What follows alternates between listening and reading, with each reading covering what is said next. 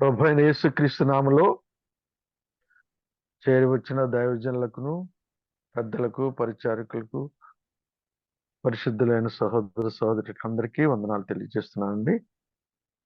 దేవుని మహాకృపను బట్టి ఆయన కృపను ఉదయకాలమున మనం పొందటానికి దేవుడు మన మంచి సమయాన్ని ప్రాతకాలాన్ని మనకి ఇచ్చారు. సజీవులుగా ఉంచి ఆయన సన్నిధిలో కూర్చోటానికి కృప చూపిన విధానాన్ని బట్టి దేవునికి అంత వందనస్తులు.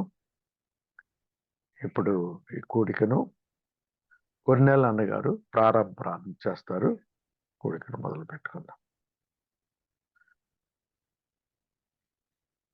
అన్నా వినపడుతుందా? వినపడు. మహోన్నతుడైన దేవ, మహిమ కలిగిన మా రాజా, మీ ఘనమైన శ్రేష్టమైన ఉన్నతమైన నామాన్ని బట్టి స్తోత్రాలయ్యా, స్తోత్రాలు. అన్ని వేళల్లో అన్ని సమయములలో ఉన్నవాడును అనువాడనన్న తండ్రి, మీకు స్తోత్రాలు చెల్లిస్తున్నాం. ఉదయకాలం నీ పాదాల ఎద్దుకు వచ్చి ఉండగా నా తండ్రి, మీరు మాతో ఉన్నందుకై దేవా స్తోత్రాలు. ప్రతి కార్యం నా తండ్రి నీ నామ మహిమార్థకమై దేవా మీరు జరిగిస్తున్న విధానాన్ని మేము జ్ఞాపకం చేసుకుని స్తోత్రాలు చెల్లిస్తున్నాం. యేసుక్రీస్తు వారి అమూల్యమైన నామంలో ప్రార్థించి విధేయులమై వేడుకుంటూ ఉన్నాము దేవా, ఆమేన్. ప్రార్థించిన కొన్నేళ్ళ గారికి వందనాలు. ఇప్పుడు పాట. దేవునికి స్తోత్రములు. మన ప్రభువును రక్షకుడునైన యేసుక్రీస్తు ప్రభుల వారి అతి పరిశుద్ధ నామంలో ఈ మార్నింగ్ కాన్ఫరెన్స్ పరిచర్లోనికి చేరువచ్చిన దేవుని దాసులు, పెద్దలు ప్రతి ఒక్కరికి హృదయపూర్వక వందనాలు తెలియజేస్తా ఉన్నాను. మన దగ్గర ఉన్న క్రైస్తవ సునాద కీర్తనల పుస్తకంలో నుండి 621వ కీర్తన పాడుకుందాం. మరో పాటల పుస్తకంలో 746, మరో పాటల పుస్తకంలో 384వ కీర్తన. నీ ముఖము మనోహరము, నీ స్వరము మాధుర్యము అనే కీర్తన పాడుకుందాం. నీ ముఖము మనోహరము, నీ స్వరము మాధుర్యము, నీ పాదాలు అపరంజిమయము. నీ ముఖము మనోహరము, నీ స్వరము మాధుర్యము, నీ పాదాలు అపరంజిమయము. యేసయ్యా నా ప్రాణ ప్రియుడా, మనగలనా నిన్ను వీడి క్షణమైన. యేసయ్యా నా ప్రాణ ప్రియుడా, మనగలనా నిన్ను వీడి క్షణమైన. నీ ముఖము మనోహరము, నీ స్వరము మాధుర్యము, నీ పాదాలు అపరంజిమయము. నీవే నా తోడువై, నీవే నా జీవమై, నా హృదిలో నా నిలిచిన జ్ఞాపికవై. నీవే నా తోడువై, నీవే నా జీవమై, నా హృదిలో నా నిలిచిన జ్ఞాపికవై. అనువనువున నీ కృప నిక్షిప్తమై, నన్ను ఎన్నడు వీడని అనుబంధమై. అనువనువున నీ కృప నిక్షిప్తమై, నన్ను ఎన్నడు వీడని అనుబంధమై. యేసయ్యా నా ప్రాణ ప్రియుడా, మనగలనా నిన్ను వీడి క్షణమైన. యేసయ్యా నా ప్రాణ ప్రియుడా మనగలనా నిన్ను వీడి క్షణమైన నీ ముఖము మనోహరము నీ స్వరము మాధుర్యము నీ పాదాలు అపరంజిమయము నీవే నా వెలుగువై నీవే ఆలయమై నా నిత్యత్వమునకు ఆద్యంతమై నీవే నా వెలుగువై నీవే ఆలయమై నా నిత్యత్వమునకు ఆద్యంతమై అమరలోకాన శుద్ధులతో పరిచయమై నన్ను మై మరచి నేనేమి చేసేదను అమరలోకాన శుద్ధులతో పరిచయమై నన్ను మై మరచి నేనేమి చేసేదను యేసయ్యా నా ప్రాణ ప్రియుడా మనగలనా నిన్ను వీడి క్షణమైన యేసయ్యా నా ప్రాణ ప్రియుడా మనగలనా నిన్ను వీడి క్షణమైన నీ ముఖము మనోహరము నీ స్వరము మాధుర్యము నీ పాదాలు అపరంజిమయము. వందనాలు. చాలా వందనాలు. చక్కని పాట ఉదయ కాలం వినిపించినందుకు, దేవుని మహిమపరిచినందుకు చాలా వందనాలు. ఇప్పుడు ప్రాముఖ్యమైన సమయానికి వచ్చాం. దేవుని కృపను బట్టి 4526 దినానికి మనం చేరాం. ఆయన కృపలతో మనల్ని నింపడానికి గాను దేవుడు ఈ దినానికి తీసుకొచ్చిన విధానాన్ని బట్టి దేవునికి ఎంత వందనస్తులు. మరి ప్రాముఖ్యంగా పెరంగిపురం నుండి జోసెఫ్ గారు, దైవజనులు జోసెఫ్ గారు మన మధ్య ఉన్నారు. వాక్యం అందించడానికి, వాక్య సహాయం కొరకు రెడ్డిమన్న ఫ్రమ్ విజయవాడ.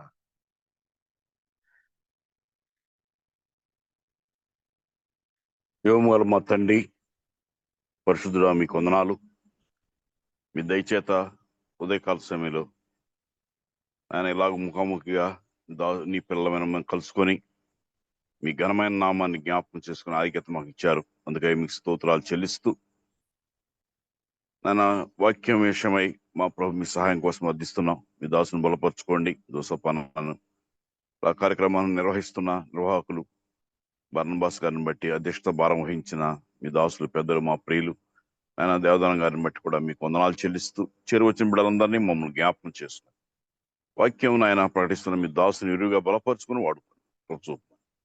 యేసుక్రీస్తు వారి నామంలో అడిగి వేడుకొంచున్నాం తండ్రి. ఆమెన్. ఆమెన్. దైవజనులైన జోసెఫ్ గారికి మనం సమయాన్ని అప్పగిస్తాం. చక్కని వర్తమానం మనం మేలు పొందుదాం. Over to Joseph brother. మంచిది. మహిమగల దేవునికి మొదటిగా కృతజ్ఞతాస్తుతులు తెలియజేస్తూ ఈ ఉదయకాల సమయంలో దేవుని వాక్యం కోసం ఆయా స్థలాల నుంచి చేరి వచ్చిన మీ అందరికీ ప్రత్యేకమైన వందనాలు తెలియజేస్తున్నాను. ముఖ్యంగా మరి ప్రతిరోజు దేవుని వాక్యాన్ని ఇలాగున వినిపిస్తూ మనల్ని బలపరచడానికి బాధ్యత వహించిన బర్నబాస్ అన్న గారికి కూడా ప్రత్యేకమైన వందనాలు తెలియజేస్తున్నాను. పరిశుద్ధ గ్రంథంలో నుండి దేవుని వాక్యాన్ని చదువుకొని ఈ రోజు ధ్యానంలోనికి మనం వెళ్దాం. నిర్గమకాండం 3వ అధ్యాయం మొదటి వచనాన్ని చదువుతున్నాను, దయచేసి గమనించండి. నిర్గమకాండం 3వ అధ్యాయం మొదటి వచనం. మోషే మిద్యాను యాజకుడైన యిత్రో అను తన మామ మందను మేపుచు ఆ మందను అరణ్యము అవతలకు తోలుకొని దేవుని పర్వతమైన హోరేబుకు వచ్చెను. ఒక పొద నడిమిని అగ్ని జ్వాలలో యెహోవా దూత అతనికి ప్రత్యక్షమాయెను. చిన్న మాట నేను కూడా ప్రార్థన చేస్తాను. దయగల మా తండ్రి, మీ స్తోత్రాలు. ఈ ఉదయకాల సమయంలో మేమందరిమి మీ మాటలు వినాలని మీ స్వరం కోసం వేచి ఉన్నాం.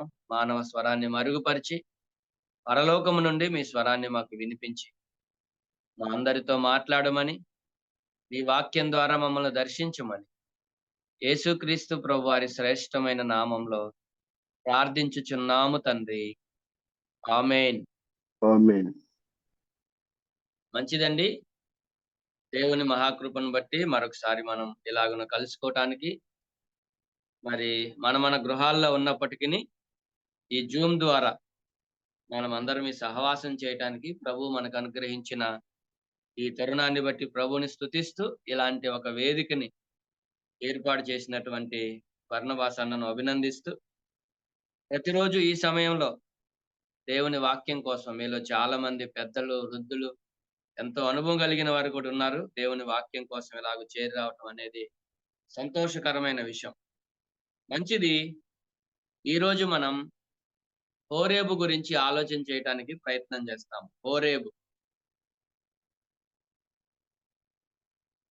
హోరేబు అనేటువంటి మాటకి అర్థం ఏంటంటే అరణ్యము అనేటువంటి అర్థం వస్తుంది.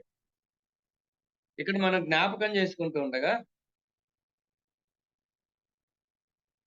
మోషే అరణ్యము అవతలికి తోలుకొని పోయి దేవుని పర్వతమైన హోరేబుకు వచ్చాడు అని మనం చూస్తున్నాం. ఈ పర్వతానికి 3 పేర్లు ఉన్నాయి.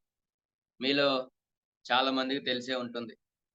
సీనాయి పర్వతం, హోరేబు పర్వతం, అలాగే దేవుని పర్వతం, దేవుని కొండ అనేటువంటి పేరు కూడా దీనికి ఉంది. అలాగైతే ఇక్కడ మనం జ్ఞాపకం చేసుకుంటూ ఉండగా మొదటి వచనంలో మనం ఇలా చదువుకుంటాము.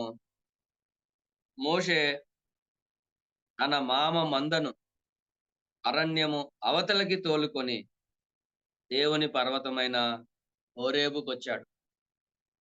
ఇక్కడ అరణ్యం అవతలకి వెళ్ళినట్లుగా మనం చూస్తా ఉన్నాం. అరణ్యం అనేది ఈ లోకాన్ని కూడా సూచిస్తా ఉంది.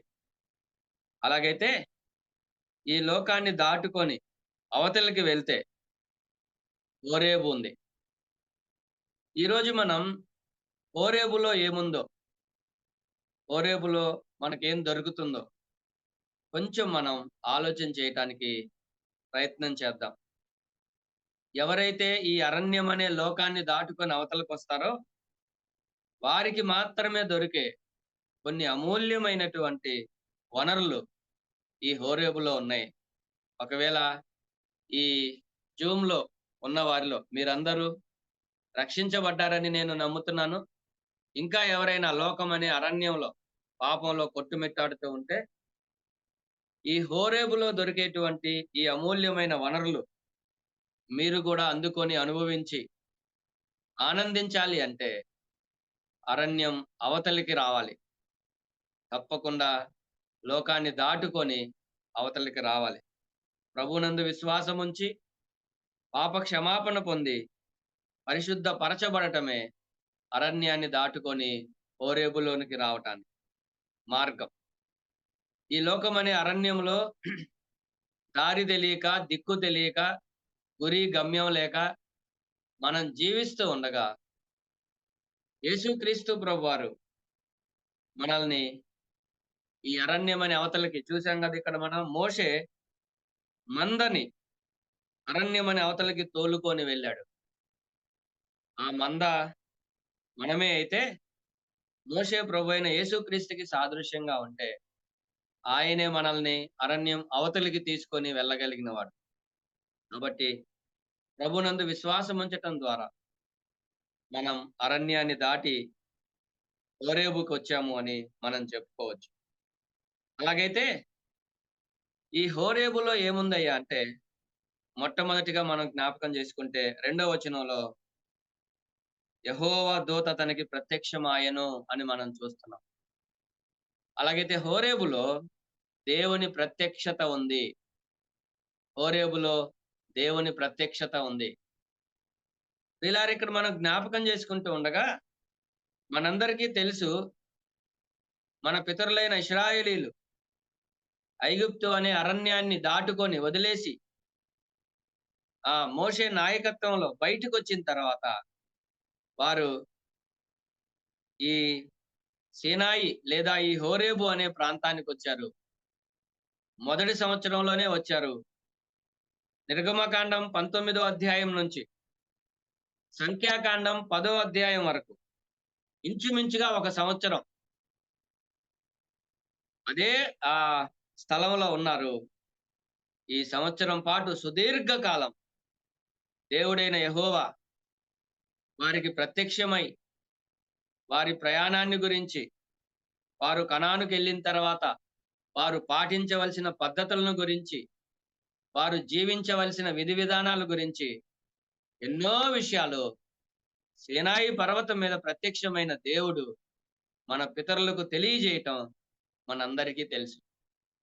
కాబట్టి ప్రియులారా, ఇక్కడ మనం జ్ఞాపకం చేసుకుంటూ ఉండగా హోరేబులో దేవుని ప్రత్యక్షత ఉంటే ఆయన మనతో మాట్లాడాలనుకుంటున్నాడు. ఆయన మనకి ఏదో చెప్పాలనుకుంటున్నాడు. ఆయన మనల్ని దర్శించాలనుకుంటున్నాడు. ఆయన మనల్ని నడిపించాలనుకుంటున్నాడు. మన ముందు ఎలాంటి పరిస్థితులు ఉంటాయో వాటి గురించి మనకి వివరించి మనము ఆ పరిస్థితుల మధ్యలో నుంచి ఎలా ప్రయాణం చేయాలో, వాటిని ఎలాగో అధిగమించాలో ఆ విషయాలన్నీ మనకు తెలియజేయాలనుకుంటున్నాడు. ఈ విశ్వాస యాత్రలో మన విశ్వాస జీవితం సాఫీగా సాగాలంటే, ఆధ్యాత్మికంగా మనం బలహీనపడకుండా, ఆత్మీయంగా మనం ఆరిపోకుండా, ఆత్మీయంగా మనం దిగజారిపోకుండా మనం ముందుకు సాగాలి అంటే ప్రతిరోజు మనకి దేవుని ప్రత్యక్షత అవసరం. దేవుడు మనతో మాట్లాడాలని ఆశపడుతున్నాడు, కానీ ఎందుకో మనలో చాలా మందిమి దేవుని స్వరాన్ని వినటానికి అందుబాటులో లేము. ఉదాహరణకి ఒక వచన భాగాన్ని నేను చదివి వినిపించి మరలా వెనక్కి వస్తాను. యెషయా గ్రంథం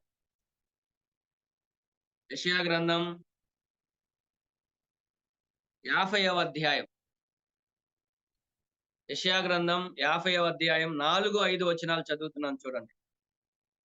అలసిన వానిని మాటల చేత ఓరడించు జ్ఞానము నాకు కలుగునట్లు శిష్యునికి తగిన నోరు యెహోవా నాకు దయచేసి ఉన్నాడు.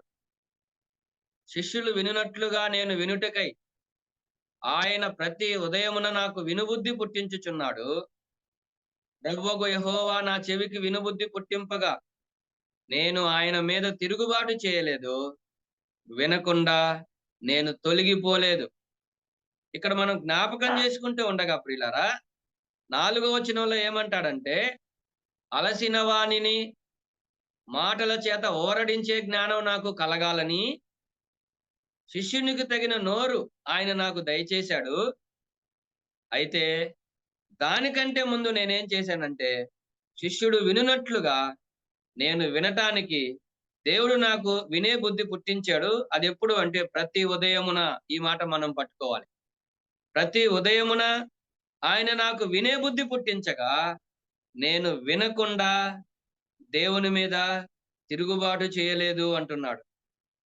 నేను వినకుండా ఆయన స్వరం దగ్గర నుంచి తొలగిపోలేదు అని చెప్తున్నాడు. అయితే దేవుడు 2వ వచనంలో ఏమంటున్నాడు అంటే, చూడండి, దేవుని యొక్క బాధను చూడండి. యెషయా గ్రంథం 50వ అధ్యాయం 2వ వచనం. నేను వచ్చినప్పుడు ఎవడును లేకపోనేలా, నేను పిలిచినప్పుడు ఎవడును ఉత్తరమియ్యకుండానేలా. ప్రతిరోజు ఆయన ప్రతి వ్యక్తిని దర్శిస్తున్నాడు. ఇలా చెప్పుకుందాం, ప్రతి ఉదయం ఆయన మనల్ని దర్శిస్తున్నాడు, ఆయన మనతో మాట్లాడాలని. కానీ మనలో చాలా మందిమి దేవుని స్వరాన్ని వినే పరిస్థితిలో లేము. నన్ను క్షమించండి ఇలా చెప్తున్నందుకు. మనలో చాలా మందిమి మార్తల వలె మారిపోయాం. మనందరికీ తెలుసు, మార్త యేసు ప్రభువుని ఇంటిలోనికి ఆహ్వానించింది, కానీ ఆయన మాట వినే టైం లేదు ఆమెకి. చాలా బిజీగా ఉంది. వంటగదిలోకి వెళ్ళింది. అదేమంటే ఆ పనులన్నీ కూడా నీకోసమే కదా అని చెప్తుంది. కానీ మనందరికీ తెలుసు మరియా ఆయన పాదాల దగ్గర కూర్చొని ఆయన మాట వింటుంది. ప్రియమైన వారలారా, ఈ ఉదయకాల సమయంలో హోరేబులో దేవుని ప్రత్యక్షత ఉంటే ఆయన మనకి ప్రత్యక్షమయ్యి ఆయన మనతో మాట్లాడాలనుకుంటా ఉంటే మనమేమో ఆయన స్వరాన్ని వినే పరిస్థితిలో లేకుండా పోయాం. చాలా కార్యక్రమాల్లో మనం బిజీ అయిపోయాం.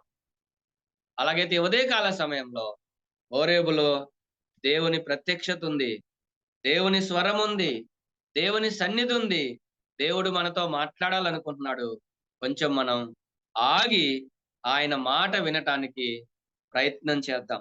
మనకి కీర్తనల గ్రంథంలో కొన్ని పదాలు ఉంటాయి. కొన్ని కీర్తనల మధ్యలో సెలా అనే పదం వస్తుంది, మీరు వినే ఉంటారు. సెలా సెలా అనే పదానికి అర్థం ఏంటయ్యా అంటే ఆగి ఆలోచించు, స్టాప్ అండ్ థింక్ అంటారు. ఆగి ఆలోచించు అని. అలాగైతే మనలో కొంతమంది పరిచర్యలో చాలా బిజీగా ఉన్నాం, ఉద్యోగాల్లో కొంతమంది బిజీగా ఉన్నాం, వ్యాపారాల్లో కొంతమంది బిజీగా ఉన్నాం. దేవుని స్వరాన్ని వినే పరిస్థితుల్లో చాలా మంది లేకుండా ఉన్నాం. దయచేసి కొంచెం ఆగుదాం.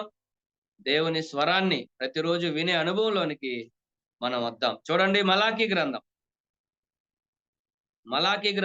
4వ అధ్యాయం 4వ వచనాన్ని చదువుతున్నాను. మలాకీ 4:4. హోరేబు కొండ మీద ఇశ్రాయేలీయులందరి కొరకై నేను నా సేవకుడైన మోషేకు ఆజ్ఞాపించిన ధర్మశాస్త్రమును, దాని కట్టడలను, విధులను జ్ఞాపకము చేసుకునుడి అని చెప్తున్నాడు. అలాగైతే ప్రియులారా, ఇక్కడ మనం జ్ఞాపకం చేసుకుంటూ ఉండగా హోరేబు కొండ మీద ఇశ్రాయేలీయులందరి కొరకై, ఇది మోషేతో దేవుడు మాట్లాడినప్పటికీ ఈ హోరేబు కొండ మీద దేవుని ప్రత్యక్షతలో అనుగ్రహించబడిన ధర్మశాస్త్రం, దేవుని ఆజ్ఞలు ఏవైతే ఉన్నాయో అవి ఇశ్రాయేలీయులందరి కొరకట. ఇశ్రాయేలీయులందరి కొరకు ఆయన తన ప్రత్యక్షతను అనుగ్రహించాడు.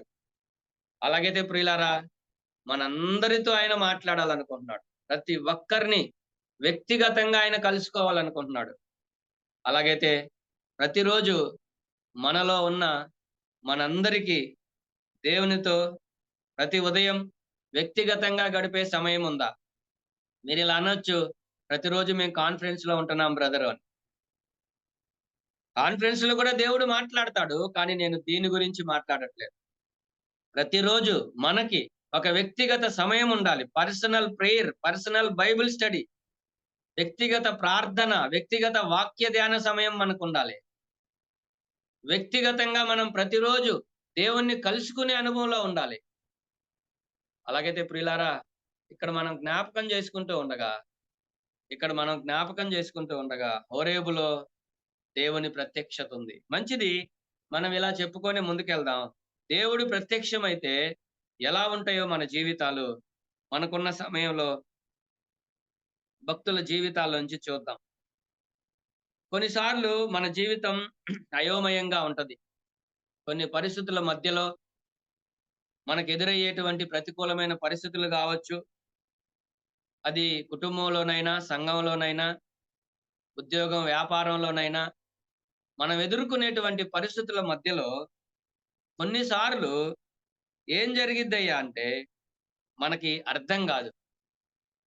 అప్పుడు దేవుడు ప్రత్యక్షమైతే ఎలా ఉంటుందో చూడండి. యోబు గ్రంథం 42వ అధ్యాయం. యోబు గ్రంథం 42వ అధ్యాయం మొదటి వచనాన్ని మనం చదివితే ఇలా ఉంటుంది. యోబు గ్రంథం 42వ అధ్యాయం మొదటి 2 వచనాలు. అప్పుడు యోబు యెహోవాతో ఇలాగు ప్రత్యుత్తరం ఇచ్చెను, నీవు సమస్త క్రియలను చేయగలవనియు, నీవు ఉద్దేశించినది ఏదియు నిష్ఫలము కానేరదనియు నేనిప్పుడు తెలుసుకొంటిని. అంటే ఇప్పటి వరకు యోబుకు తెలియదా? తెలుసు.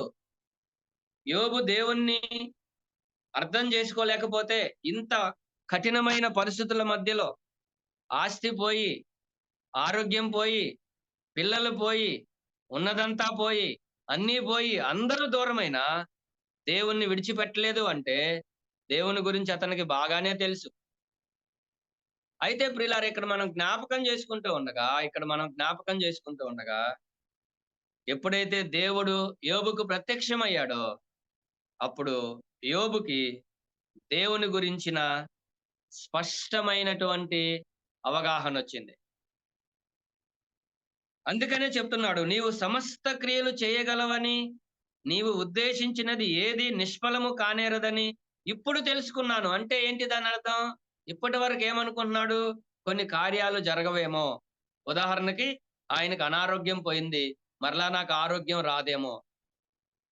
ఉదాహరణకి ఆయన పిల్లలందరూ చనిపోయారు, మరలా నాకు పిల్లలు కలగరేమో. ఎందుకంటే ఆయన జీవితంలో ఆయనకు ఎదురైన పరిస్థితులు చాలా భయానకమైనవి, మన ఊరికే మాటలతో చెప్పుకునేవి కాదు. అలాంటి పరిస్థితుల మధ్యలో దేవుడు ప్రత్యక్షమైతే అయోమయంగా ఏం జరుగుతుందో తెలియట్లేదు, జీవితం ఎటుపోతుందో అర్థం కావట్లేదు. ఓ పక్కన ఆరోగ్యం పోయింది, ఓ పక్కన ఆస్తి పోయింది, ఓ పక్కన పిల్లలు పోయారు, ఆయన బాధలో ఆయన ఉంటే, ఓ పక్కన స్నేహితులు వచ్చి, మరో పక్కన భార్య వచ్చి, మరో పక్కన ఇంకెవరో వచ్చి ఆయన్ని రకరకాలుగా మాట్లాడుతా ఉంటే ఆయన ఎంత అల్లాడిపోయి ఉంటాడో చూడండి. నిజమే ప్రియులారా, కొన్ని ప్రతికూలమైన పరిస్థితుల్లో, కొన్ని అయోమయకరమైన పరిస్థితుల్లో ప్రజలు మనల్ని అపార్థం చేసుకొని, ప్రజలు మనల్ని వ్యతిరేకిస్తూ, ప్రజలు మనల్ని నిందిస్తూ, ప్రజలు మనల్ని ఏలుబెట్టి చూపిస్తూ ఉంటే ఆదరించవలసిన సమయంలో, అండగా మన పక్షాన నిలవలసిన సమయంలో మనం ఉంటే దేవుడు ప్రత్యక్షమైతే, దేవుడు మనతో మాట్లాడితే ప్రియులారా మనకు ఒక గొప్ప ఆదరణ కలుగుతుంది. ఇలా చెప్పుకుందాం, దేవుడు ప్రత్యక్షమైతే దేవుడు మనకి బాగా అర్థమవుతాడు. ఇప్పుడు ఈయన అంటున్నాడు, నేను ఇప్పుడు తెలుసుకున్నాను. 42వ అధ్యాయంలోని 5వ వచనం చూడండి, యోబు గ్రంథం 42:5. వినికిడి చేత నిన్ను గూర్చిన వార్త నేను వింటిని, అయితే ఇప్పుడు నేను కన్నులారా నిన్ను చూచుచున్నాను. కావున నన్ను నేను అసహించుకొని ధూళిలోను బూడిదలోను పడి పశ్చాత్తాపపడుతున్నాను. ఇలా చెప్పుకుందాం మనం. దేవుడు యోబుకి ప్రత్యక్షం కానంత వరకు యోబును అందరూ విమర్శిస్తా ఉంటే యోబు లేదు, మీరు నన్ను విమర్శిస్తున్నారు, నేను నీతిగా ఉన్నాను, నిజమే ఉన్నమాట, నేను యథార్థంగా ఉన్నాను అని తనను తాను చూపించుకోవడానికి ప్రయత్నం చేశాడు. ఎప్పుడైతే దేవుడు ప్రత్యక్షమయ్యాడో తనను తాను అసహించుకుంటున్నాడట. కాబట్టి మనం అనుకుంటున్నాం నేను బాగానే ఉన్నాను అని, కానీ దేవుడు ప్రత్యక్షమైతే గాని దేవుని ప్రత్యక్షతలో దేవుడు అర్థమవుతాడు. దేవుని ప్రత్యక్షతలో మన నిజస్థితి ఏంటో మనకు అర్థమవుతుంది. మనం యోహాను సువార్తలో పరిశుద్ధాత్ముడు వస్తాడు అని ప్రభువు చెప్పే మాటని ఆధారం చేసుకొని ఇలా చెప్పుకోవాలి, ఆయన వచ్చినప్పుడు సత్యములో నుండి సర్వసత్యములోకి నడిపిస్తాడు అనే మాట ఉంది కదా.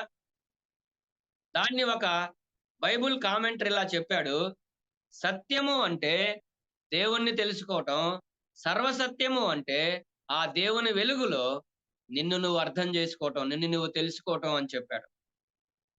అలాగైతే ప్రియులారా, ఇక్కడ మనం ఆలోచిస్తూ ఉండగా కొన్నిసార్లు దేవుడు మనకి సరిగ్గా అర్థం కావట్లేదు, కొన్నిసార్లు మనం ఏంటో కూడా మనకు అర్థం కావట్లేదు.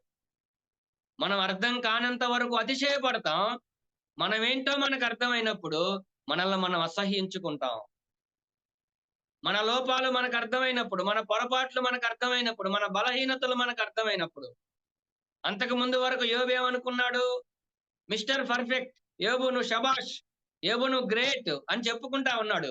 ఆయన చేసిన పనులను బట్టి, ఆయన జీవించిన జీవితాన్ని బట్టి, ఆయన చేసిన భక్తిని బట్టి. కానీ దేవుని ప్రత్యక్షతలో, దేవుని వెలుగులో, దేవుని మహిమలో తన జీవితం, తన నిజస్థితి అర్థమైనప్పుడు అంటున్నాడు, నన్ను నేను అసహ్యించుకుంటున్నాను. అలాగైతే ప్రియమైన వారలారా, మనలో చాలా మంది అతిశయపడుతున్నాం కదూ. మనకున్న అనుభవాన్ని బట్టి, మనకున్న జ్ఞానాన్ని బట్టి, మనకున్న తలాంతులను బట్టి, సంఘంలోనైనా సమాజంలోనైనా మనకున్న స్థాయిని బట్టి మనం అతిశయపడుతున్నాం కాదు. ఒక్కసారి మనం ప్రభువుని చూస్తే మనల్ని మనం అసహ్యించుకుంటాం. మీ అందరికీ తెలుసు, యెషయా గ్రంథం 6వ అధ్యాయంలో పరలోకం తెరవబట్టం, ఆకాశం తెరవబట్టం కదా. యెషయి సింహాసనం మీద కూర్చున్న ప్రభువుని చూశాడు. మీరు గనక యెషయా గ్రంథం మొదటి నుంచి చదువుకుంటా వస్తే, అయ్యో మీరు పాపులు, మీకు శ్రమ అని ఇశ్రాయేలీల వైపు చూపిస్తూ చెప్పేవాడు.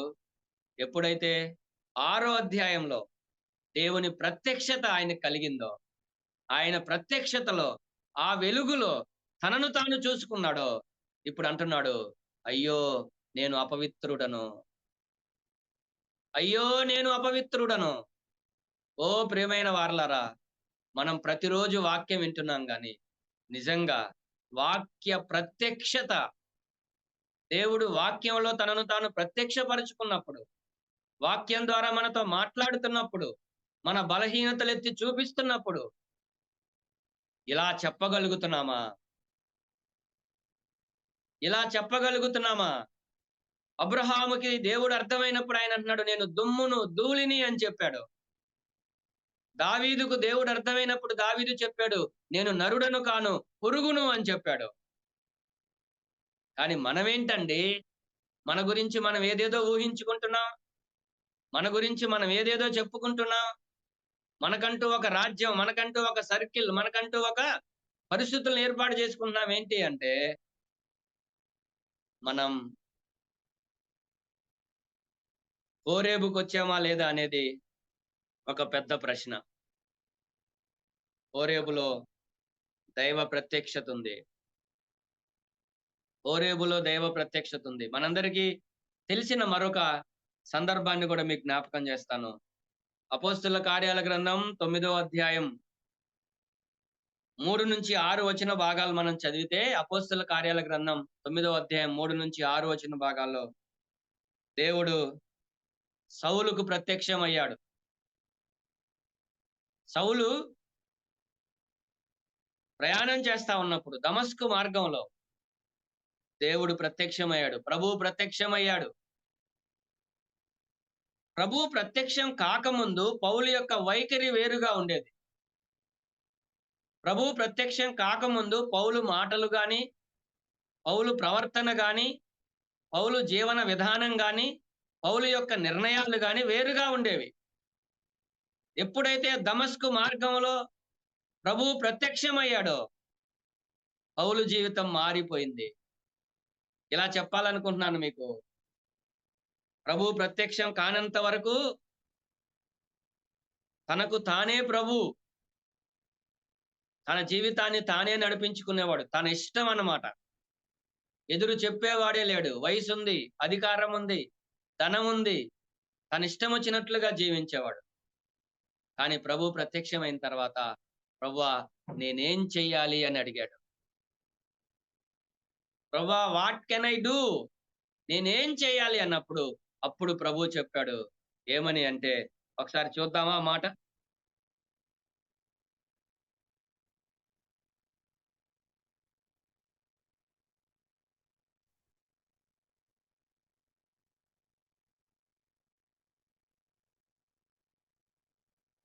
మామూలుగా మనకి 9వ అధ్యాయంలో ఆ మాట దొరకదు, కానీ 22వ అధ్యాయం చూడండి. 22వ అధ్యాయం 10వ వచనం.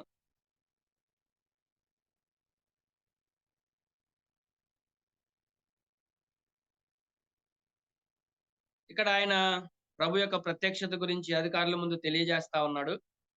మాట్లాడుతూ ప్రభు నాకు ప్రత్యక్షమయ్యాడు అని పైన చెప్పాడు. ప్రభు నాతో మాట్లాడాడని చెప్పాడు. 10వ వచనం 22:10. అప్పుడు నేను, ప్రభువా నేనేమి చేయవలెనని అడుగగా, ప్రభు నీవు లేచి దమస్కులోనికి వెళ్ళుము, అక్కడ నీవు చేయుటకు నియమింపబడినవన్నీ నీకు చెప్పబడునని నాతో అనెను. హోరేబులో దేవుని ప్రత్యక్షత ఉంటే, దేవుడు ప్రత్యక్షమైతే సౌలు ఏమంటున్నాడు అంటే, ప్రభువా నేనేం చెయ్యాలి? అంతకుముందు ఏం చెయ్యాలనుకుంటే అది చేసేవాడు, ఎక్కడికి వెళ్ళాలనుకుంటే అక్కడికి వెళ్ళేవాడు. కానీ ప్రభు ప్రత్యక్షమైన తర్వాత పౌలు యొక్క ప్రతి అడుగు కూడా, ప్రభువా నేనేం చెయ్యాలి? మిమ్మల్ని అందరినీ సూటిగా ఒక ప్రశ్న అడగనివ్వండి. ప్రతిరోజు మనం ప్రభువా నేనేం చేయాలని అడుగుతున్నామా ప్రభుని? లేకపోతే ప్రభు ఏం చేయాలో మనం ఆయనకు ఆజ్ఞాపిస్తున్నామా?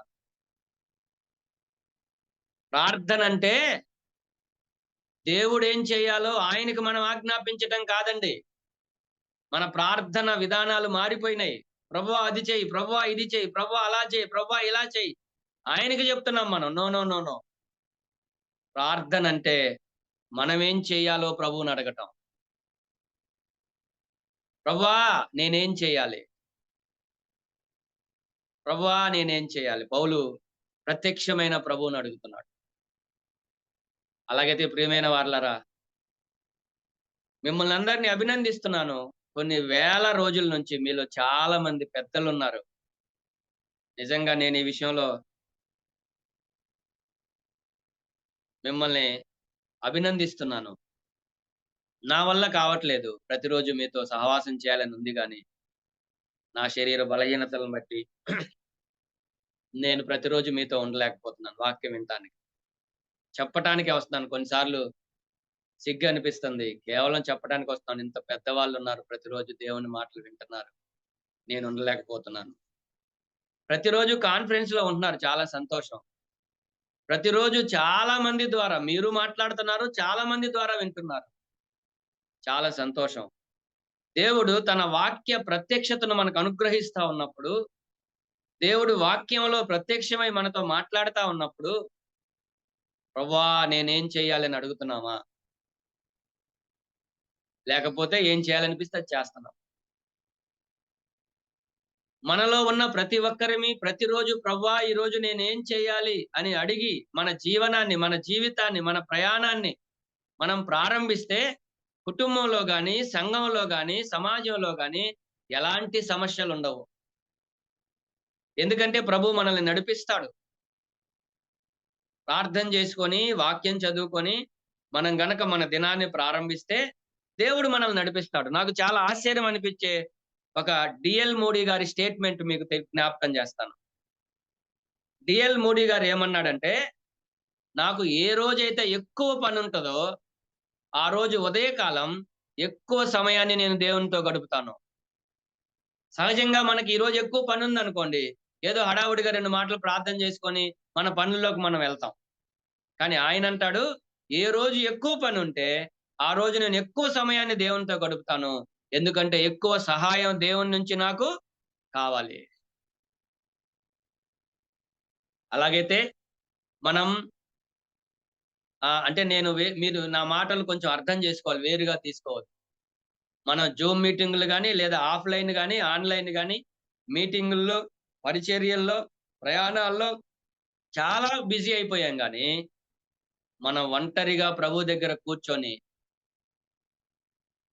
ప్రభు స్వరాన్ని విని, ప్రభువా నేనేం చెయ్యాలి అని అడిగి ఎంతకాలం అయింది? గతంలో నేను మీకు జ్ఞాపకం చేశాను. ఆ మధ్య కాలంలో నాకు ఒక భయం వేసింది. నా అంతటి నాకే ఒక ఆలోచన వచ్చింది. అంటే ప్రభు మాట్లాడాడు, ఒరేయ్ నువ్వేంటో పరిచర్య పరిచర్య పరిచర్య అని తిరుగుతున్నావు, నా దగ్గర కూర్చోట్లేదేంటి?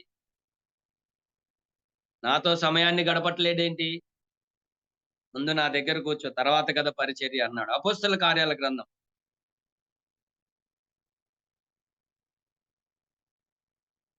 ఒక మాటని మనం చదువుకుందాం. అపోస్తల కార్యముల గ్రంథం 4వ అధ్యాయం 13వ వచనం. వారు పేతురు యోహానుల ధైర్యము చూచినప్పుడు వారు విద్య లేని పామరులని గ్రహించి ఆశ్చర్యపడి వారు యేసుతో కూడా ఉండిన వారిని గుర్తెరిగిరి. ఎవరైతే శిష్యుల్ని వ్యతిరేకిస్తున్నారో, విమర్శిస్తున్నారో వాళ్ళకు ఒకటి అర్థమైంది, వీళ్ళు ప్రభువుతో ఉన్నవాళ్ళు, వీరు యేసుతో ఉన్నవారు అని.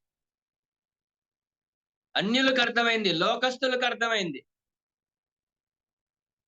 అలాగైతే ప్రియులారా, మనకు అర్థం కావాలి, మనకు అర్థం కావాలి. సరే నేను ముందుకెళ్తున్నాను, ఒక్క మాట దగ్గర ఆగిపోయాను, చాలా మాటలు ఉన్నాయి, ఇంకొక మాట అన్నా మనం ఆలోచన చేయాలి. మొదటి మాట ఏంటంటే హోరేబులో దేవుని ప్రత్యక్షత ఉంది. మిగిలిన విషయాలు ఊరికే చెప్పేస్తాను, వీలైతే ఈసారి వచ్చినప్పుడు వాటిని నేను వివరిస్తాను. ఒకసారి ఆ విషయాలన్నీ చెప్తాను, ఇంకొక మాట చెప్పి ముగించడానికి ప్రయత్నం చేస్తాను. రెండవది ఏంటయ్యా అంటే హోరేబు దాహము తీర్చే స్థలం. హోరేబు దాహము తీర్చే స్థలం. నిర్గమకాండం 17వ అధ్యాయం 6వ వచనం. ప్రకటన గ్రంథం 22:17 కూడా రాసుకోండి. నిర్గమకాండం 17:6, ప్రకటన గ్రంథం 22:17. మూడో మాట విధేయత మరియు సమర్పణ నేర్పే స్థలం హోరేబు. విధేయత మరియు సమర్పణ నేర్పే స్థలం హోరేబు. నిర్గమకాండం 33వ అధ్యాయం 3 నుంచి 6 వచనాలు, నిర్గమకాండం 32వ అధ్యాయం 9వ వచనం, హెబ్రీ పత్రిక 5:8. నిర్గమకాండం 33 3 నుంచి 6, నిర్గమకాండం 32:9, హెబ్రీ పత్రిక 5వ అధ్యాయం 8వ వచనం. నాలుగో మాట మన బాధ్యతను గుర్తు చేసే స్థలం హోరేబు. హోరేబు మన బాధ్యతను గుర్తు చేసే స్థలం. ద్వితీయోపదేశకాండం 1వ అధ్యాయం 2 నుంచి 6 వచనాలు, ఎస్తేరు గ్రంథం 5వ అధ్యాయం 14వ వచనం. ద్వితీయోపదేశకాండం 1వ అధ్యాయం 2 నుంచి 6 వచనాలు, ఎస్తేరు గ్రంథం 5వ అధ్యాయం 14వ వచనం. ఐదో మాట హోరేబు దేవుని భయమును నేర్పే స్థలం. ద్వితీయోపదేశకాండం 4వ అధ్యాయం 10వ వచనం, ఆదికాండం 28:16, ద్వితీయోపదేశకాండం 4:10, ఆదికాండం 28:16. ఆరో మాట నిబంధన చేసిన స్థలం.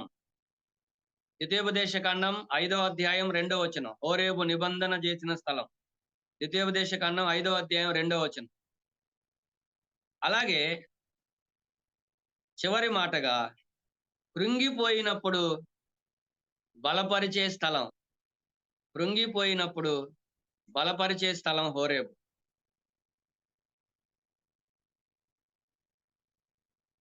రాజుల మొదటి గ్రంథం 19వ అధ్యాయం 8 నుంచి 9 వచనాలు, రాజుల మొదటి గ్రంథం 19వ అధ్యాయం 8, 9 వచనాలు.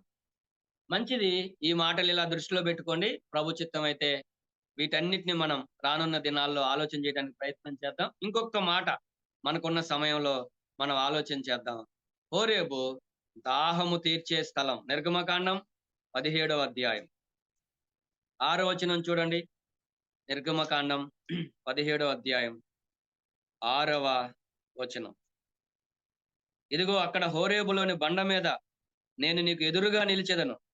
నీవు ఆ బండను కొట్టగా ప్రజలు త్రాగుటకు దానిలో నుండి నీళ్లు బయలుదేరునని మోషేతో సెలవీయగా, మోషే ఇశ్రాయేలీల పెద్దల కన్నుల ఎదుట అట్లు చేశాను. అప్పుడు ఇశ్రాయేలీలు చేసిన వాదమును బట్టి యెహోవా మన మధ్య ఉన్నాడో లేడో అని వారు యెహోవాను శోధించుటను బట్టి అతడు ఆ చోటికి మస్సా అనియు మెరిబా అనియు పేర్లు పెట్టెను. మొత్తం మీద ఆ బండని కొట్టగా ఆ బండలో నుంచి నీళ్ళు వచ్చాయి. వాళ్ళందరూ చక్కగా దాహం తీర్చుకున్నారు. అంతకు ముందు వాళ్ళు చాలా ఇబ్బంది పడ్డారు, నీళ్లు లేవని సనిగారు. కానీ హోరేబులో నీళ్లున్నాయి, దాహం తీరింది. ఇక్కడ ప్రియులారా మనం ఆలోచన చేస్తూ ఉండగా హోరేబులో నీళ్లున్నాయి, దాహం తీర్చే స్థలం అని చెప్పుకున్నప్పుడు ఇది దేవుని వాక్యం. దేవుని వాక్యం. ఆ బండ ప్రభు అయిన క్రీస్తే మనందరికీ తెలుసు. ఆ బండలో నుంచి వచ్చిన నీరు దేవుని వాక్యం. అలాగైతే దేవుడు తన వాక్యం ద్వారా మాట్లాడిన తరువాత మనకున్న ఎలాంటి దాహమైనా తీరిపోవాల్సిందే. అదేంటో తెలియదు. మరి దేవుడు తన వాక్యం ద్వారా మనతో మాట్లాడుతున్నాడు, కానీ ఇంకా మనలో చాలా మందికి ఉన్న దాహాలు తీరిపోలేదు. ఊరికే ఇలా చెప్తాను, కొంతమందికి ధనదాహం ఉంటది. డబ్బు డబ్బు డబ్బు డబ్బు. విశ్వాసులకుంది, పెద్దలకుంది, సేవకులకుంది, ఫలాని వాళ్ళకి లేదు అని చెప్పడానికి లేకుండా. అందరూ డబ్బు వెంటే పడతా ఉన్నారు. ఏం దాహం తీరలేదా ఇంకా? చాలు అని చెప్పలేకపోతున్నామేంటి? సరే, నేను ముందుకెళ్తున్నాను, నిలబడట్లేదు. కొంతమందికి అధికార దాహం ఉంది. లోకస్తులకేమో లోక సంబంధమైన అధికార దాహం, దేవుని పిల్లలకేమో సంఘంలో అధికార దాహం. తీరలేదేంటి దాహం ఇంకా? అధికారాల కోసం లోకంలో ఉన్న వాళ్ళు ఎత్తులు పై ఎత్తులు వేస్తున్నారు. సంఘంలో ఉన్న వాళ్ళు కూడా వేయట్లేదా? అధికారాల కోసం అడ్డదారుల్లో వెళ్తున్నారు లోకస్తులు. సంఘంలో ఉన్న వాళ్ళు కూడా వెళ్ళట్లేదా?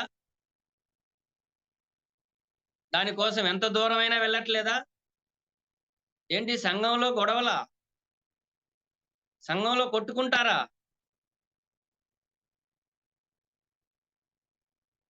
చాలా బాధేస్తా ఉంది. ఈ మాటలు చెప్పడానికి కూడా నాకు మనసు లేదు. ఈ మధ్య రీసెంట్ గా మా ప్రాంతంలో ఒక సంఘంలో ఒక సమస్య వచ్చింది. అక్కడున్న వాళ్ళు కొంచెం వచ్చి, బ్రదర్స్ మీరు మాట్లాడండి, కొంచెం సర్ది చెప్పండి అంటే వెళ్ళాం కొంతమంది సేవకులం. మేము చెప్పాము గాని ఎవరు వినలేదు. మరలా యథావిధిగానే ఉంది. మందిరానికి తాళం కూడా వేశారట. చివరికి పోలీస్ స్టేషన్కి వెళ్ళారు. వాళ్ళు చెప్పి బుద్ధి ఉందా లేదా మీకు, సర్దుకొని పోయి చేసుకోండి అంటే పోలీసు వారు చెప్తే అప్పుడు కొంచెం సద్దు మణిగినట్టు తెలిసి. ఎందుకు? దాహం తీరలేదు. ప్రియులారా, హోరేబులో బండని కొట్టగా మోషే సమృద్ధిగా నీరు రాగా ఆ ఇశ్రాయేలు ప్రజలు కొన్ని లక్షల మంది దాహం తీర్చుకున్నారు. మరలా తిరిగి వారి ప్రయాణాన్ని ప్రారంభించారు. దేనికోసమైతే వారు ఆశపడ్డారో, దేనికోసమైతే వారు సనిగారో అక్కడ వారి దాహం దేవుడు తీర్చాడు. మీకు ఒక మాట, ఒక వ్యక్తిని జ్ఞాపకం చేసి, మీకు తెలియదని కాదు, ఒక వ్యక్తిని జ్ఞాపకం చేసి ఈరోజు సందేశాన్ని నేను ముగించడానికి ప్రయత్నం చేస్తాను. యోహాను సువార్త 4వ అధ్యాయంలో యేసుక్రీస్తు ప్రభువారు సమరయ ప్రాంతానికి వచ్చాడు. సమరయ ప్రాంతంలోని సుకారు అనే ఊరికి వచ్చాడు. అలసిపోయి బావి దగ్గర కూర్చున్నాడు అని 4:6లో మనం చదువుతాం. యోహాను సువార్త 4:6లో. అప్పుడు అక్కడికి ఒక ఆవిడ నీళ్లు చేదుకోవటానికి వస్తుంది. అప్పుడు ప్రభు ఆమెను అడిగాడు, నాకు దాహానికి ఇమ్మని. ఇంకా ఆమె మాట్లాడింది, ప్రభు మాట్లాడాడు. చాలా వాళ్ళ మధ్యలో జరిగినటువంటి సంభాషణ అంతా మనందరికీ తెలుసు. ప్రభు ఇలా చెప్పాడు. ఆ మాటలు చదవాలనుకుంటున్నాను. అదేంటయ్యా అంటే 13వ వచనం. యోహాను సువార్త 4వ అధ్యాయం 13వ వచనం. అందుకు యేసు, ఈ నీళ్లు త్రాగు ప్రతివాడును మరలా దప్పిగొనును. నేనిచ్చు నీళ్లు త్రాగు వాడెప్పుడును దప్పిగొనడు. నేను వానికిచ్చు నీళ్లు నిత్య జీవమునకై వానిలో ఊరిడి నీటి బుగ్గగా ఉండునని ఆమెతో చెప్పాను. అలాగైతే ఇక్కడ మనం జ్ఞాపకం చేసుకుంటూ ఉండగా, ఈ నీళ్లు తాగితే మరలా దాహం వేస్తుంది. కానీ నేను ఇచ్చే నీళ్లు తాగేవనుకోండి, ఇంకెప్పటికీ నీకు దాహం వేయదు అని చెప్పాడు. ప్రభువా నాకు ఆ దాహం ఇమ్మని అడిగింది. ప్రభు దాహం ఇచ్చాడు. ఆమె దాహం తీరిపోయింది. రాయబడిన మాట ఏంటయ్యా అంటే చూడండి, 4వ అధ్యాయం 28వ వచనం. ఆ స్త్రీ తన కుండను విడిచిపెట్టి ఊరిలోనికి వెళ్ళిపోయింది. ఇదేం దాహం అయ్యా అంటే ఆమెకున్నది పాప దాహం. ఎంతమందిని మార్చినా ఆమె దాహం తీరట్లేదు. సొలొమోను ఎందుకు అంతమందితో వివాహం చేసుకున్నాడు? దాహం తీరలేదు. కానీ ఆశ్చర్యం ఏంటంటే, ఇలాగున పాప దాహంతో జీవిస్తున్నటువంటి ఈ సమరయ స్త్రీతో క్రీస్తు అనే బండలోండి వచ్చినటువంటి ఈ నీరు, ఆయన మాటలే కదా ఆయన వాక్యం అంటే, ఆమె దాహాన్ని తీర్చివేయగా కుండనక్కడే వదిలేసింది. ఆ మాట పట్టుకోవాలి మనం. ఆ కుండను అక్కడే వదిలేసింది అంటే ఇక తన పాత జీవితాన్ని అక్కడే వదిలేసి వెళ్ళిపోయింది. బహుశా ఇంకెన్నడూ వెనక్కి తిరిగి చూడలేదు. చాలా విచారం ఏంటంటే ప్రభువుని నమ్ముకొని చాలా కాలమైంది కానీ ఇంకా చాలా మంది కుండలు పట్టుకొని తిరుగుతున్నారు. దాహం తీరలేదు. దీనికి విశ్వాసులని, పరిచారకులని, పెద్దలని, సేవకులని మినహాయింపు లేదు. అందరూ పడిపోతున్నారు. చాలా భయంతో ఈ మాటలు చెప్తున్నాను నేను. హోరేబులో దాహం తీరుతుంది. దాహం తీర్చే స్థలం, భౌతికంగా ఆత్మీయంగా మనల్ని సంతృప్తి పరిచే స్థలం. దేవుని వాక్యాన్ని వింటూ ఉండగా దేనికోసమైతే పరితపిస్తున్నామో, దేనికోసమైతే పరుగులు తీస్తున్నామో ఇంకా చాలు అనిపించట్లేదా? అలాగైతే ఇంకెందుకు మనం దేవుని మాటలు వినటం వల్ల ఉపయోగం ఏమి? సామెతల గ్రంథంలో అనుకుంటాను, ఉపదేశాన్ని మేరగోరితివా దానిని వినుట మానుము అని చెప్పాడు. నేను ఒక వచన భాగాన్ని చదివి నేను ముగించటానికి ప్రయత్నం చేస్తాను. ప్రియులారా, ఇక్కడ మనం జ్ఞాపకం చేసుకుంటూ ఉండగా మనం గతంలో ఎలా ఉన్నాం, ఎలా జీవిస్తున్నాం అది వేరే విషయం. హోరేబుకి వచ్చాం, దేవుని సన్నిధికి వచ్చాం, దేవుడు ప్రత్యక్షమయ్యాడు, దేవుడు తన వాక్యం ద్వారా మనతో మాట్లాడుతున్నాడు. ఎందుకని చాలు అని చెప్పలేకపోతున్నాం. 73వ కీర్తన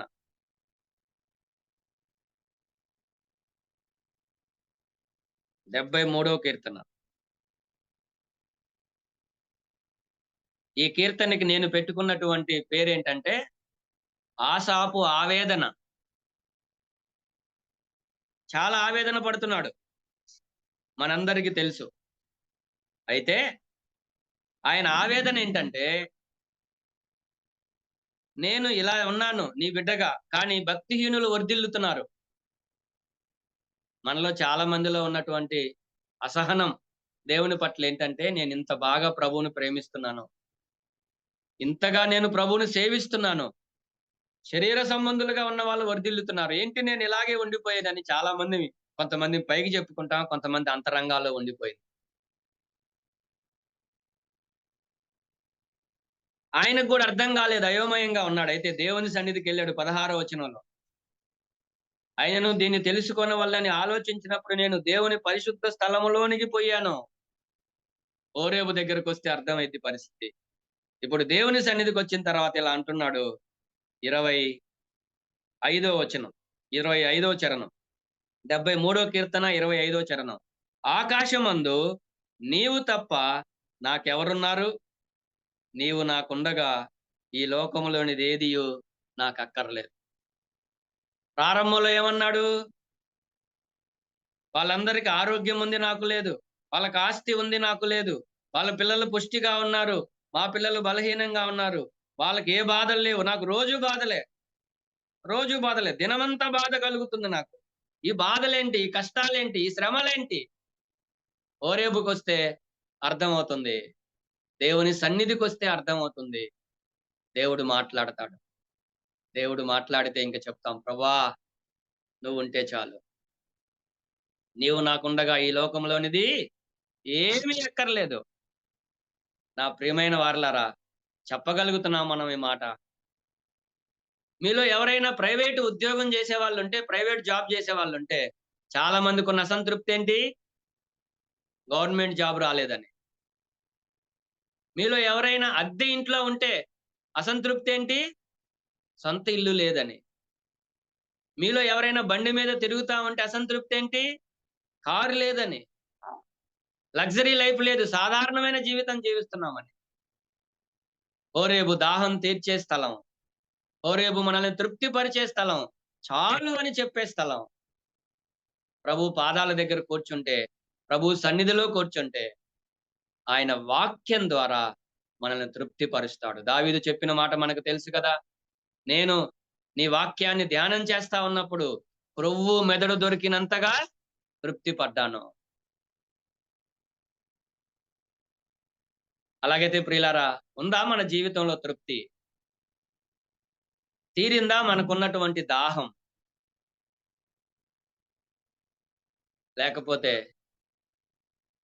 లేకపోతే మనం ఆవేదనతోనే మన జీవితాన్ని ముగించాం. ఆమె దాహం తీరింది, ఆనందంతో ఊరిలోకి వెళ్ళింది,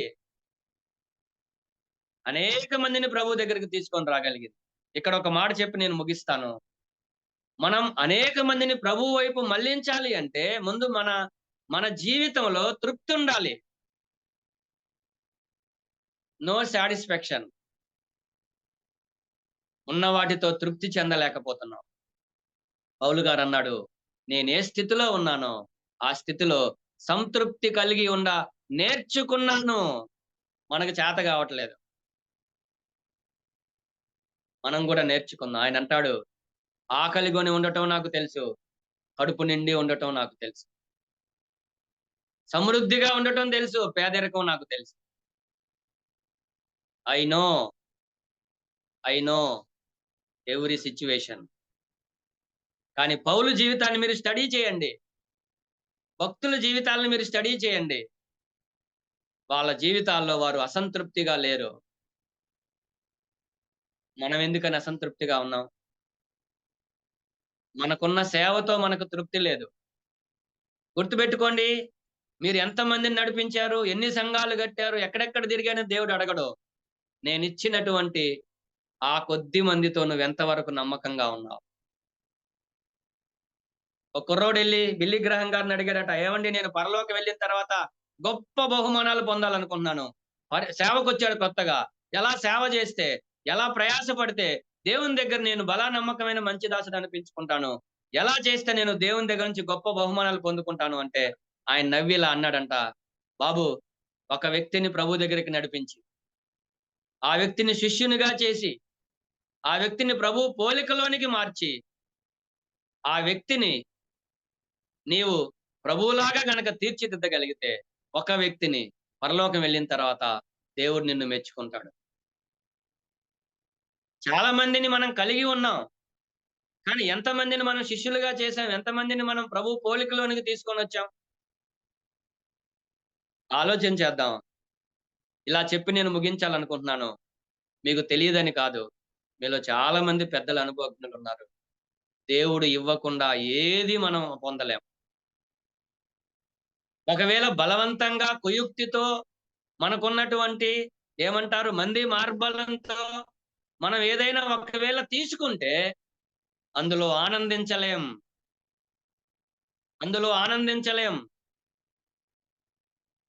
ముళ్ళ మీద కూర్చున్నట్టుంటది. కావాలంటే కొంతమందిని అడిగి చూడండి మీరు. చాలా మంది బలవంతంగా దేవుడు ఇవ్వని స్థానంలో ఉన్నారు కానీ నెమ్మది లేదు. అలాగైతే ప్రియులారా, హోరేబు దాహం తీర్చే స్థలం. హోరేబులో దేవుని ప్రత్యక్షత ఉంది, హోరేబులో నీరు సమృద్ధిగా ఉంది. దాహం తీర్చుకుందాం, దేవుని వాక్యాన్ని సమృద్ధిగా అనుభవిద్దాం, ప్రతిరోజు చదువుదాం, ప్రతిరోజు ధ్యానం చేద్దాం, ప్రతిరోజు విందాం. ఆ వాక్యం చేత మనం తృప్తి చెందుదాం. ఈరోజు మనం అందరం ఒక్క నిమిషం, ఎవరైతే ముగింపు ప్రార్థన చేస్తారో ఆ టైంలో అందరం ఒక్క నిమిషం ప్రార్థన చేసే ముందు అందరం మౌనంగా ఉండి ప్రభువుని అడుగుదాం, ప్రభు దగ్గర వేడుకుందాం. దేవుడు ప్రత్యక్షమైతే దేవుడు అర్థమవుతాడు, మన స్థితి ఏంటో మనకు అర్థమవుతుందని చెప్పుకున్నాం. దేవుడు ప్రత్యక్షమైతే ప్రభువా నేనేం చేయాలని అడుగుతాం ఆయన్ని. ఏది పడితే చెయ్యం. అలాగే దేవుడు ప్రత్యక్షమైతే మన దాహం తీరుతుంది. దేవుని వాక్యం ద్వారా మనం తృప్తి చెందలేకపోతే ఇంకా దేని ద్వారా చెందుతాం చెప్పండి? ఎన్ని వాక్యాలు వింటున్నాం, ఏది మన జీవితంలో తృప్తి? మన ముఖంలో ఏది తృప్తి? మన హావభావాలు, బ్రదర్ ఎలా ఉన్నారు అంటే ఈ రోజున సంతృప్తికరమైన సమాధానమే లేదు. కాబట్టి ఒకసారి మనల్ని మనం పరిశీలన చేసుకొని ప్రభువుకి అప్పగించుకుందాం. ప్రభు చిత్తమైతే మిగిలిన విషయాల్ని మరెప్పుడైనా ధ్యానం చేద్దాం. ప్రభు మనల్ని అలా జీవించటానికి బలపరిచి సిద్ధపరచును గాక. ఆమేన్. అందరికీ వందనాలు. దైవజనులైన సహోదరులైన ప్రియులు జోసెఫ్ గారికి ప్రత్యేకమైన వందనాలు. అమూల్యమైన సత్యాలు ప్రభు మీ ద్వారా దేవుని గ్రంథంలో నుండి చక్కని మాటలు చెప్పారు. అందును బట్టి చాలా వందనాలు. మరి ఈ సంగతులు హోరేబు యొక్క విషయాలు, ఎన్నో సంగతులు, లోతైన విషయాలు మనకి బయటికి తీసుకొచ్చారు. ఆల్మోస్ట్ ఆల్ ఇందులో చేరిన ప్రతి వారు కూడా హోరేబు అరణ్యాన్ని దాటిన వారని విశ్వసిస్తున్నారు.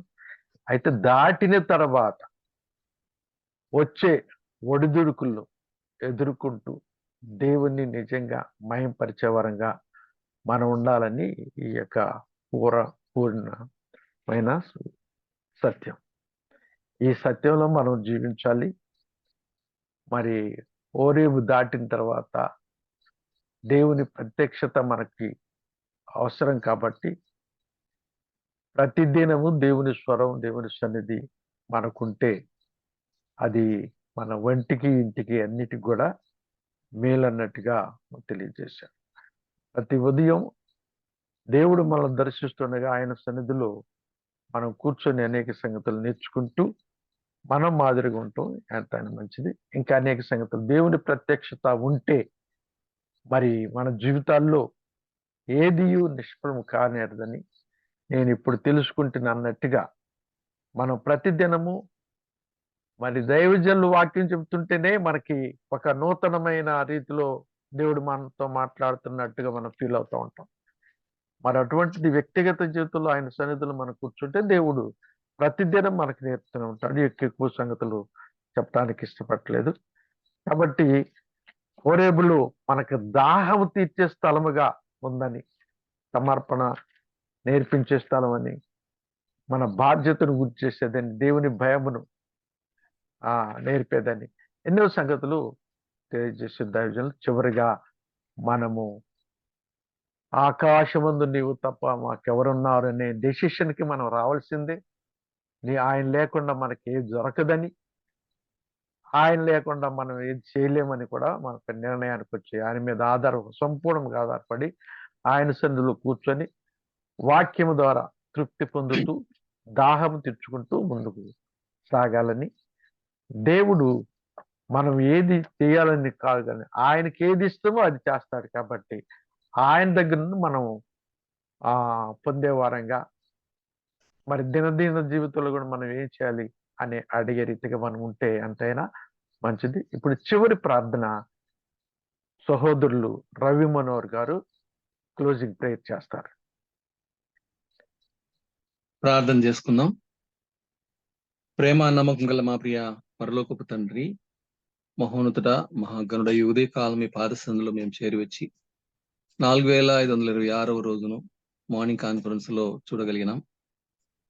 మరి మా ప్రభువా, మీ దాసులు, మా ప్రియులు బ్రదర్ జోసెఫ్ గారి ద్వారా చక్కని సందేశాన్ని అందించారు. హోరేబు మరి మా ప్రభువా దేవుని ప్రత్యక్షత ఉన్న స్థలమని, హోరేబు దాహమును తీర్చే స్థలమని వివరించిన మిగిలిన విషయాలను మరొకసారి ధ్యానించడానికి మీ దాసుని మా పరిశుద్ధాత్మతో నింపి మా మధ్యకు తీసుకురండి. అవసరమైన హెచ్చరికలను అందించి మీరు రాకడ కొరకు మమ్మల్ని సిద్ధపరుస్తున్న రీతిని బట్టి మీకు స్తోత్రము చెల్లిస్తున్నాం. అవును తండ్రి, మీ ప్రత్యక్షతను కలిగిన మేము మరి మిమ్మల్ని అడిగే వారంగా కాకుండా మీకోసం మేము పనిచేసేవారుగా ఉండ సహాయం చేయ వేడుకుంటున్నాం. మరి ఆత్మల దాహం కలిగి ఆత్మలను మీ వైపు నడిపే బిడ్డలుగా ఉంటూ సహాయం చేయండి తండ్రి. అధికారమును సంఘాల్లో అధికారమును కోరేవారంగా అనేకులు ఉన్నామనే విషయం కూడా హెచ్చరించారు. అవును తండ్రి, మేము మీ అదుపులో మీ ఆధీనములు ఉంటూ సహాయం చేయ వేడుకుంటున్నాం. ఈ దాసుని ఇంకా దీవించి ఇంకా రాబోయే దినాల్లో అందించబో సందేశాల కొరకు మేము ప్రార్థన చేస్తున్నాం. సహాయం చేయమని వేడుకుంటున్నాం. అలాగనే మా ప్రభువ శేఖర్ బాబు గారి కుమారుని వివాహం నిన్న చక్కగా జరిగింది అని ఎరిగి మేము స్తోత్రిస్తున్నాం. మరి జాన్ పాల్ గారి కుటుంబంలో స్వస్థత అనుగురించిన రీతిని బట్టి మీకు పిల్లలకు మరి సహోదరికి పరిపూర్ణ ఆరోగ్యాన్ని అనుగ్రహించమని వేడుకుంటున్నాం. మరి శామ్యుయల్ గుణశీలన్ గారు, గుణశీల అబ్రహాం గారు ప్రభునందు నిద్రించి ఉండగా వారి కుటుంబాన్ని మీరు ఆదరించండి. వారందరికీ మీ కృపాహస్తాలు తోడుగా ఉంచి ఓదార్పు దయచేయం వేడుకుంటున్నాం. కరుణా సంపన్న ఈ కూడికలో చేరి వచ్చిన ప్రియులందరిని బట్టి మీకు స్తోత్రములు. ఏ అవసరాల్లో ఉన్నారో, ఆరోగ్య అవసరాల్లో ఉన్న వారిని, మరి మా ప్రభా అనేక అవసరాల్లో ఉన్న బిడ్డలందరూ కూడా మీ కృపాసలకు అప్పగిస్తున్నాం. మరి ముఖ్యంగా విన్న వాక్యమును విడిచిపెట్టే వారంగా కాకుండా అన్వయించుకొని గ్రహించి గైకొని వారంగా ఉంటూ సహాయం చేయమని, మీ సన్నిధిలో మా ప్రభువా వ్యక్తిగతంగా గడిపే సమయాన్ని ప్రతి ఒక్కరికి దయచేసి వేడుకుంటున్నాం. మీ సన్నిధిలో గడపడానికి సమయం ఇచ్చినట్లు సహాయం చేయమని వేడుకుంటున్నాం. మీరే ఘనత మహిమ ప్రభావములు పొందుదురని మా ప్రాణప్రింటి యేసుక్రీస్తు పరిశుద్ధ నామములో స్తుతులు స్తోత్రములు కృతజ్ఞతలు చెల్లించి ప్రార్థించి వేడుకుంటున్నాం పరలోకమందున మా పరమ తండ్రి. ఆమేన్. ఆమేన్. ఆమేన్. చాలా వందనాలు బ్రదర్. చక్కని ప్రార్థన, అన్ని విషయాలు కూడా మరి జ్ఞాపకం చేసుకొని అందరి విషయాలు ప్రార్థన చేసిన చాలా వందనాలు. నాకు ఈ సమయం ఇచ్చిన సహోదరులు దైవజనులు అయిన బర్నబాస్ గారికి వందనాలు తెలియజేస్తున్నాను.